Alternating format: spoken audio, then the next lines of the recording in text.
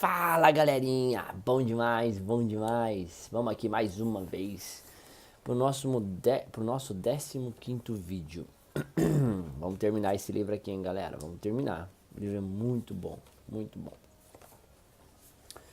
Vamos lá, nós paramos na página 202 ontem e vamos continuar, tá?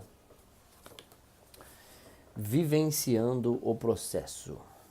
Voltando mais uma vez à metáfora do computador, se o hábito 1 diz você é o programador e o hábito 2 diz escreva o programa, o hábito 3 diz rode o programa, viva o programa. E viver é principalmente uma consequência da vontade independente, disciplina, integridade e comprometimento.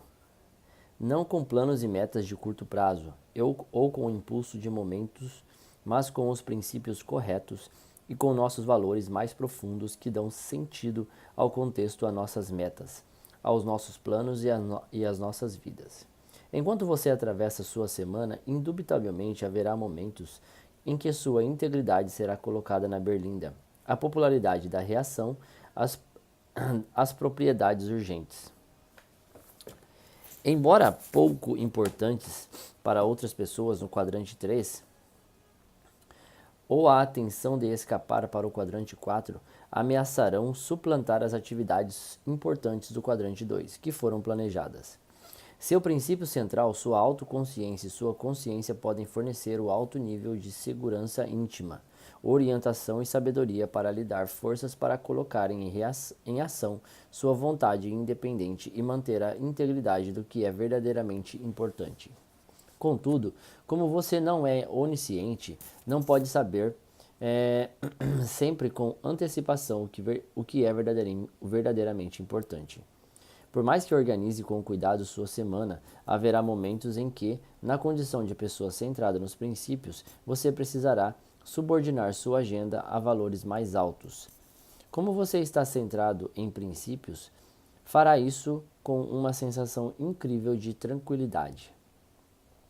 Em determinada época, um de meus filhos estava muito voltado para o planejamento e a eficiência. Um dia ele tinha uma agenda muito apertada, o que incluía deslocamentos cronometrados para os locais das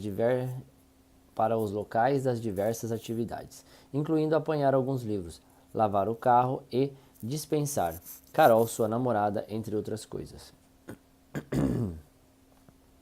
Tudo estava acontecendo conforme planejado até chegar a hora de falar com Carol. Eles estavam saindo juntos havia bastante tempo e finalmente chegaram à conclusão de que um relacionamento mais profundo não daria certo. Assim, havia planejado uma conversa telefônica de 10 a 15 minutos para terminar o namoro. Mas a notícia foi traumática demais para ela. 1 hora e meia depois, ele ainda estava envolvido em uma conversa intensa com a moça. Mesmo assim, a conversa não fora conclusiva. A situação era frustrante para ambos. Repetindo, não se pode simplesmente pensar em eficiência quando há gente envolvida. Devemos pensar em eficácia com relação às pessoas e em eficiência com relação às coisas. Tente ser eficiente.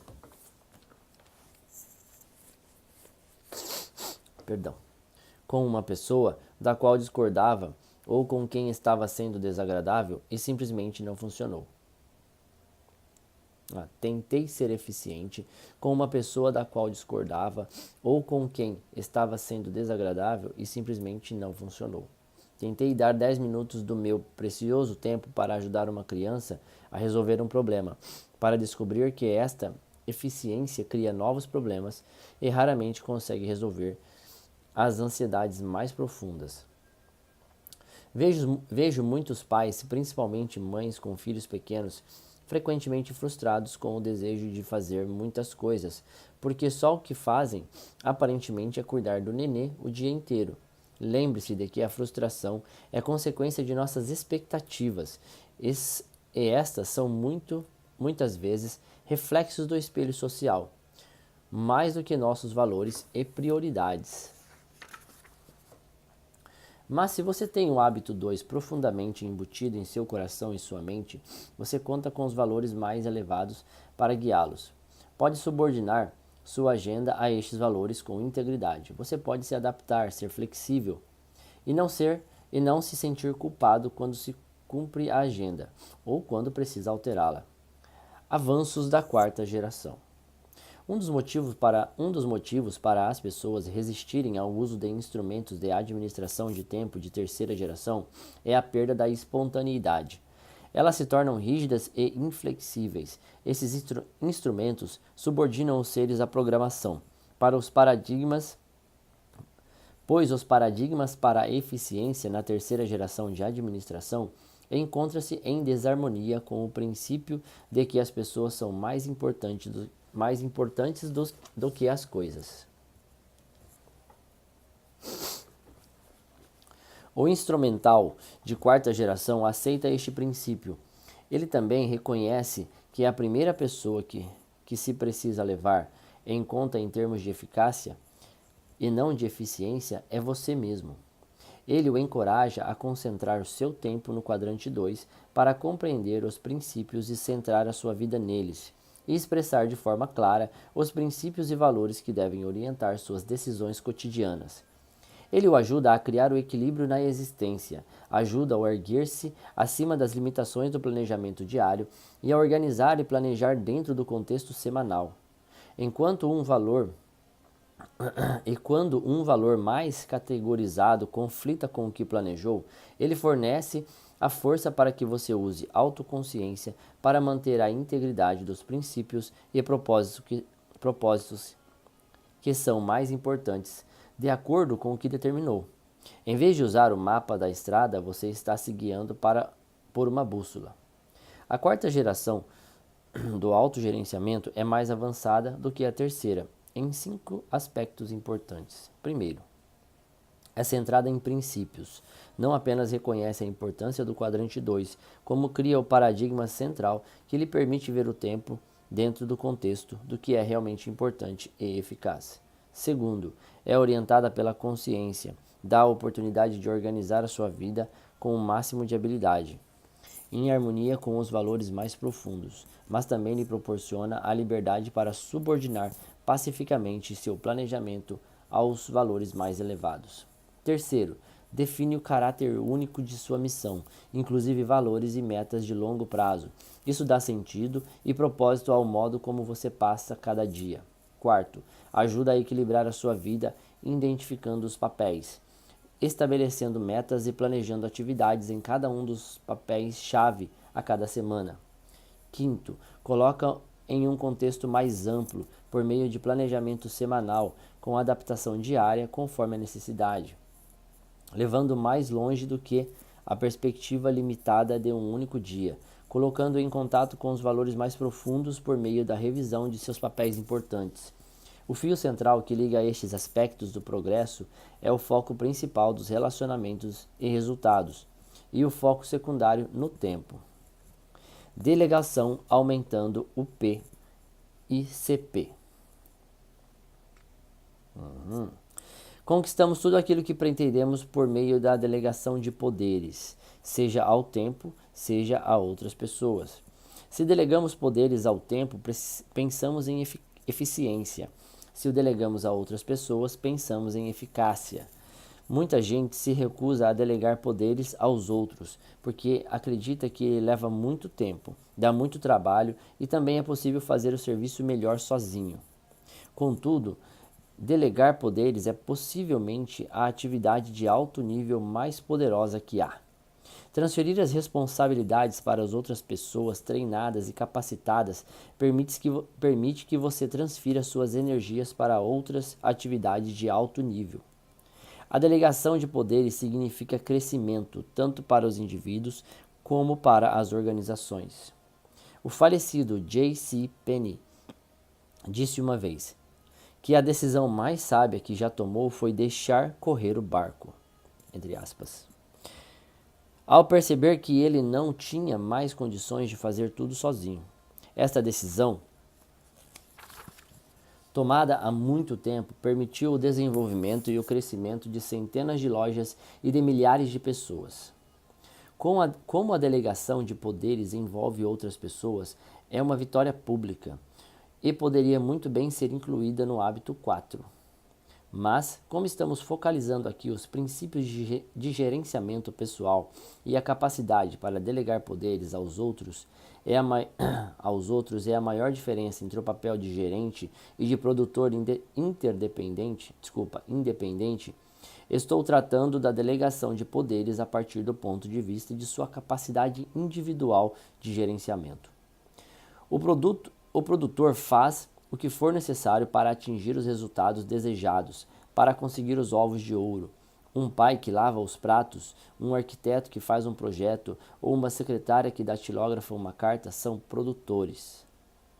Mas quando uma pessoa se organiza e trabalha com e por meio de outras esses temas para produzir os ovos de ouro, essa pessoa torna-se um gerente, no sentido interdependente. Um pai que delega o serviço de lavar pratos para o filho é o gerenciador.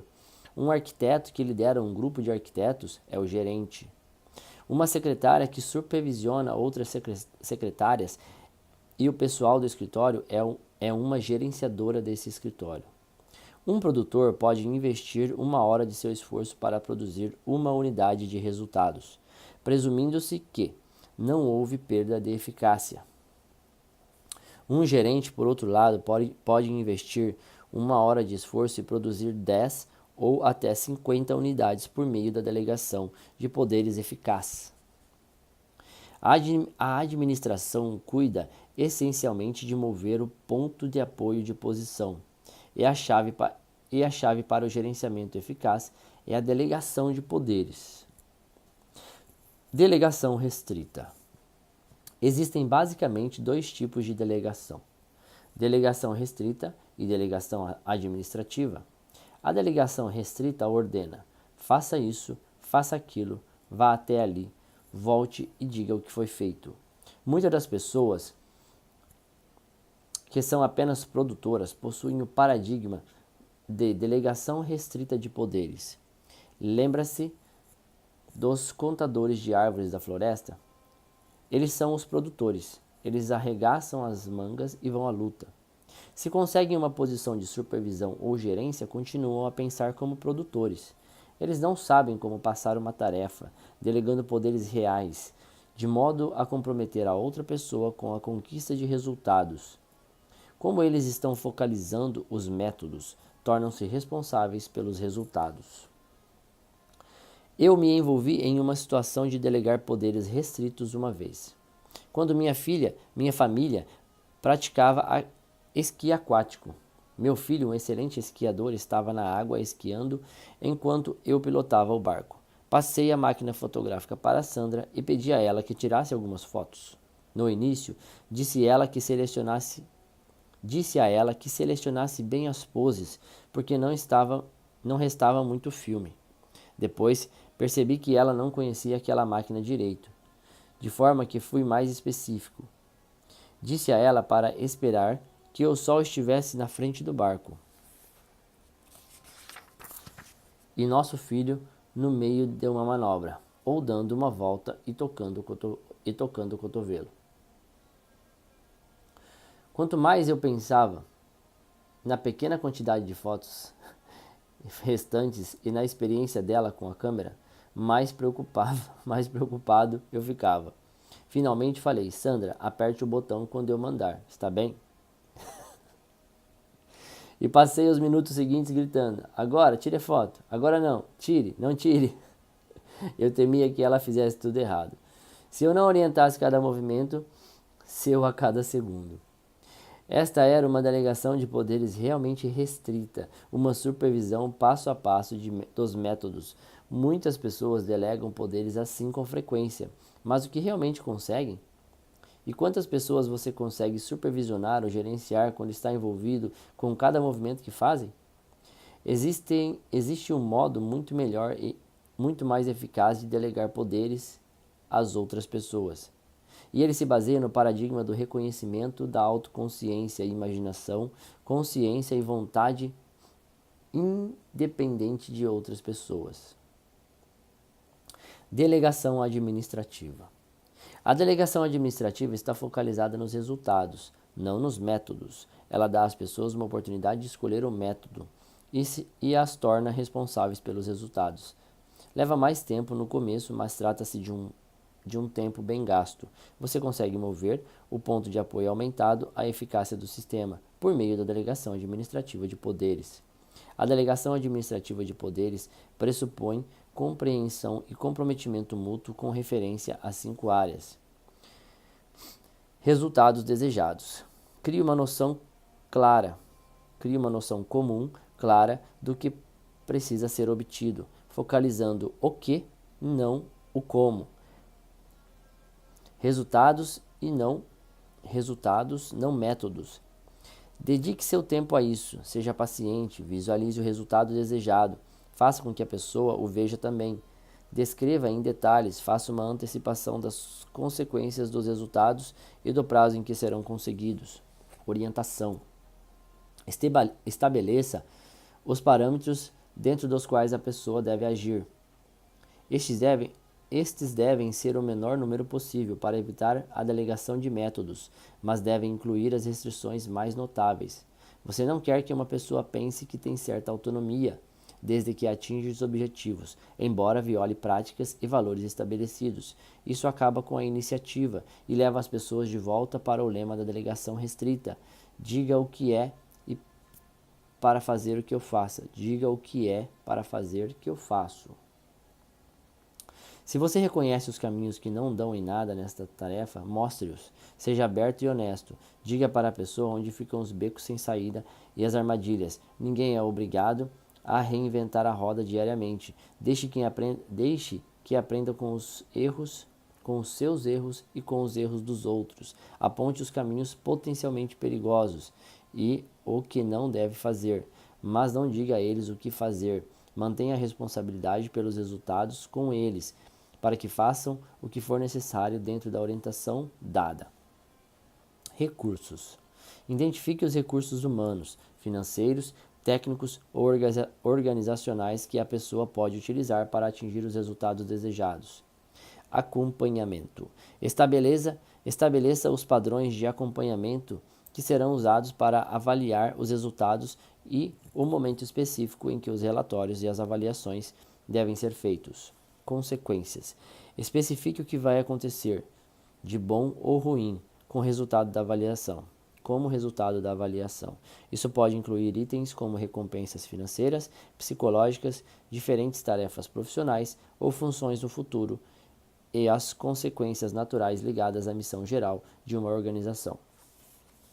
Há alguns anos, tive uma experiência interessante de delegação de poderes com um dos meus filhos. Aconteceu durante uma reunião na sala onde mantínhamos nossa missão, em um quadro na parede, para assegurar que nossos planos estivessem em harmonia com nossos valores mais elevados. Todos estavam presentes. Montei um quadro negro grande e anotamos as coisas e anotamos as nossas metas, as coisas mais importantes que desejávamos fazer e as tarefas que derivam delas. Depois pedi voluntários para fazer o serviço. Quem quer pagar a hipoteca? Perguntei. Percebi que era o único com a mão levantada. Quem quer pagar o seguro? Fazer o supermercado? Pagar o carro? Pelo jeito, eu tinha o monopólio de todas as oportunidades. Quem quer dar comida ao bebê? Essa tarefa despertou mais interesse, mas minha esposa era a única com qualificações adequadas para o serviço. Conforme percorríamos a lista, ficava evidente que o papai e a mamãe tinham mais 60 horas de trabalho por semana com este paradigma na cabeça. As outras tarefas assumiram uma perspectiva mais adequada. Meu filho de 7 anos, Stephen, ofereceu-se para tomar conta do gramado. Antes de dar a tarefa a ele, iniciei um processo de treinamento resumido. Eu queria que ele tivesse uma ideia clara do que era um gramado bem cuidado, de modo que eu levei até o gramado do vizinho. Olhe bem, filho, falei. Você está vendo como o gramado do vizinho está verde e limpo? É isso que nós queremos, um gramado verde e limpo. Agora venha dar uma olhada no nosso jardim. Vê a mistura de cores? Está errado. Não está verde. Verde é limpo, é o que queremos. Verde e limpo é o que queremos. Como você vai deixar a grama verde? É problema seu. Tem liberdade para fazer o que quiser, menos pintar o gramado. Mas eu posso dizer como faria se estivesse em seu lugar. E como você faria, papai? Eu usaria o borrifador, mas você pode usar um balde ou o esguicho, não faz diferença para mim. A única coisa que importa é a grama ficar verde, certo? Certo. Bem, agora vamos falar da limpeza, filho. Limpo quer dizer sem sujeira espalhada, sem papéis, barbantes, ossos, gravetos, qualquer coisa que suje o gramado. Sabe o que vamos fazer? Vamos limpar metade do gramado agora para ver a diferença. Pegamos 2 sacos de papel e limpamos uma parte do gramado. Agora olhe este lado, olhe o outro. Vê a diferença? Este lado está limpo. Espere aí, ele falou. Tem uns papéis atrás daquela moita. Isso mesmo. Eu não notei aquele jornal lá atrás. Você tem uma visão boa, filho. Agora, antes de decidir se vai ou não assumir essa tarefa, deixe que eu explique mais algumas coisas. Porque se você aceitar essa tarefa, eu não vou mais fazê-la. Passa a ser um serviço seu. É o que se chama delegar poderes. Quer dizer, passar uma tarefa com confiança. Eu confio que você vai fazer o serviço. Agora diga, quem vai ser o chefe? Você, papai. Eu não. Você vai ser o chefe. Você cuida de tudo. Você gosta da mamãe e o Você gosta que a mamãe e o papai fiquem pegando no seu pé o dia inteiro? Não. Nós também não gostamos de fazer isso. De vez em quando, dá uma sensação ruim, não é? Por isso você mesmo cuida do gramado. Agora, adivinhe quem é o ajudante? Quem? Eu sou o ajudante, falei. Você me diz o que fazer. Eu? Isso mesmo. Mas o tempo de que disponho para ajudar é limitado. De vez em quando, preciso ficar fora. Mas quando eu estiver aqui, você pode me dizer o que fazer para ajudar. Farei qualquer coisa que você pedir. Está bem. Agora adivinhe quem vai julgá-lo. Quem? Você mesmo se julga. Eu? Correto. 2 vezes por semana, nós dois vamos dar uma volta pelo gramado e você pode me mostrar como está se saindo. Como você vai fazer para Como você vai fazer para julgar? Ver se está verde e limpo. Certo. Eu o treinei com essas 2 palavras por 2 semanas. Antes de considerar que estava pronto para assumir a tarefa, finalmente chegou o grande dia. Então, está combinado, filho? Está combinado. Qual é o serviço? Deixar a grama verde e limpa. O que é verde? Ele olhou para o nosso gramado, que estava começando a melhorar, depois apontou para o do vizinho. Verde é a grama dele. E o que é limpo? Sem sujeira. Quem é o chefe? Eu sou o chefe. Quem é o ajudante? Você, quando tiver tempo. Quem é o juiz? Eu sou o juiz. Vamos passear juntos 2 vezes por semana no jardim e eu vou mostrar como está. E o que vamos querer saber? Se está verde e limpo. Naquele momento, eu dei risada porque eu imaginei eu conversando com meu filho. Naquele momento, não falei em pagamento, mas eu não hesitaria em vincular uma mesada àquela tarefa. 2 semanas e 2 palavras. Imaginei que ele já estava preparado. Era um sábado, ele não fez nada. Domingo, nada. Segunda-feira, nada. Quando saí da garagem na terça para ir trabalhar, olhei para o gramado sujo, amarelo e para o sol quente de julho subindo no céu. Com certeza, ele vai trabalhar hoje, pensei. Eu podia entender que não tivesse trabalhado no sábado porque foi o dia do acordo. Também entendi a sua inatividade no domingo. Era um dia para outras coisas, mas não compreendia a falta de atividade na segunda-feira. E agora já era terça, certamente faria algo hoje, em pleno verão. O que mais ele tinha para fazer?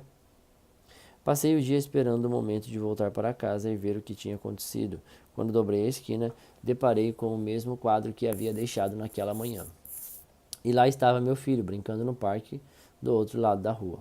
Aquilo não era aceitável. Fiquei irritado e decepcionado com o desempenho dele. Depois de 2 semanas de treinamento e compromisso, todos nós tínhamos investido um bocado de orgulho, dinheiro e esforço no gramado, e eu estava vendo que ele não duraria muito. Além disso, o gramado do meu vizinho era bem cuidado e bonito. A situação estava começando a ficar embaraçosa. Estava preocupado com o vizinho.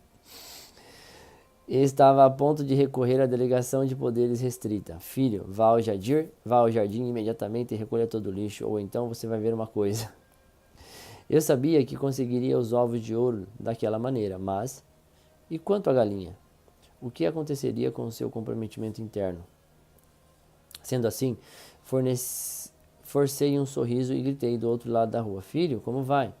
Tudo bem, foi a resposta. E o gramado? Eu soube no instante em que disse aquilo, que havia desrespeitado nosso acordo. Não era aquela a maneira combinada de checar o serviço. Não foi o que acertamos. Sendo assim, ele se sentiu liberado a desrespeitá-lo também. Tudo bem, papai. Mordi a língua e aguentei até depois do jantar. Aí eu disse, filho, vamos fazer o que como combinamos? Vamos dar uma volta no gramado e você vai me mostrar como vai indo lá na sua tarefa? Quando nós nos encaminhamos para a porta, seu queixo começou a tremer. As lágrimas surgiram nos olhos e ao chegarmos ao meio do gramado, ele estava choramingando. É tão difícil, pai. O que é tão difícil? O que era tão difícil, pensei. Você não fez absolutamente nada. Mas eu sabia que era difícil. O autogerenciamento, a supervisão própria. Há algo que eu possa fazer para te ajudar? Falei. Você me ajuda, papai? Ele disse fungando. O que foi que combinamos? Você disse que ajudaria quando tivesse tempo. Eu tenho tempo agora, eu respondi. Ele correu para dentro da casa, voltou com 2 sacos, passando um para mim e falou, você pode recolher aquela sujeira? Ele apontou para o lixo do churrasco de sábado à noite. Acho nojento. E foi o que fiz exatamente. E foi o que fiz exatamente o que ele me pediu. Nesse momento, ele comprometeu-se de coração com a tarefa. Aquele passou a ser o seu gramado, sua responsabilidade. Durante todo o verão, ele só pediu minha ajuda 1, 2 ou 3 vezes. Depois disso, tomou conta do gramado sozinho. A grama ficou mais verde e mais limpa do que na época em que eu cuidava dela. Ele chegava até mesmo a repreender os irmãos ou irmãs porque deixavam papéis no chão. A confiança é a forma mais elevada da motivação humana. Ela traz à tona o que há de melhor nos seres humanos, mas exige tempo e paciência, e não elimina a necessidade de treinar e aprimorar as pessoas, de forma que sua competência possa fazer jus à confiança depositada.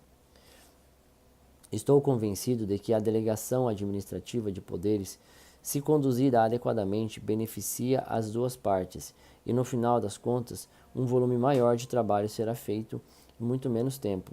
Acredito que uma família bem organizada, cujo tempo tenha sido gasto com eficácia, delegando poderes na base 1 a 1, pode organizar o trabalho de forma que todos trabalhem 1 hora por dia, mas é preciso haver a motivação interna para gerenciar, não apenas para produzir.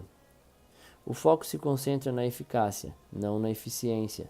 Sem dúvida alguma, você pode arrumar o quarto melhor do que uma criança, mas o X da questão é dar condições para que ela assuma a tarefa. Isso leva tempo. Você precisa se envolver no treinamento e no amadurecimento dela.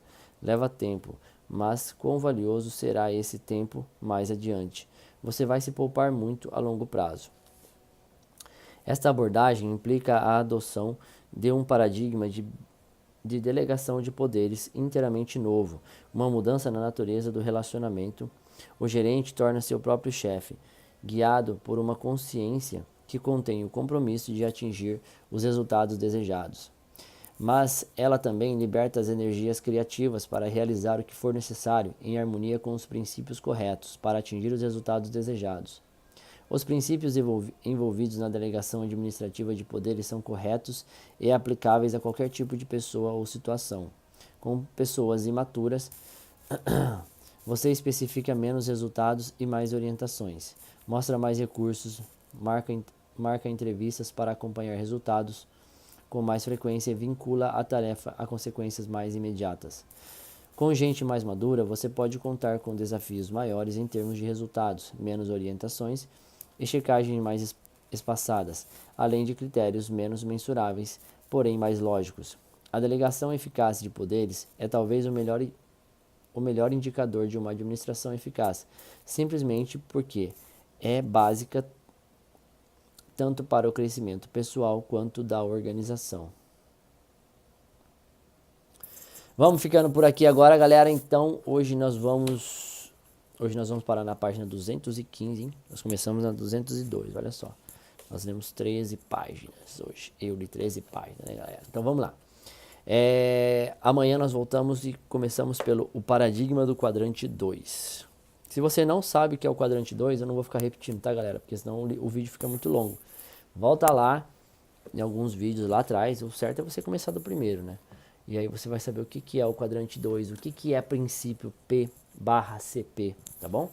E aí você vai entender vários termos que ele usa no livro para poder ficar dentro do que nós estamos conversando agora. Beleza, galera? Falou? Muito obrigado por hoje. Espero que você tenha gostado. Se gostou, curte, compartilhe. Amanhã nós temos mais.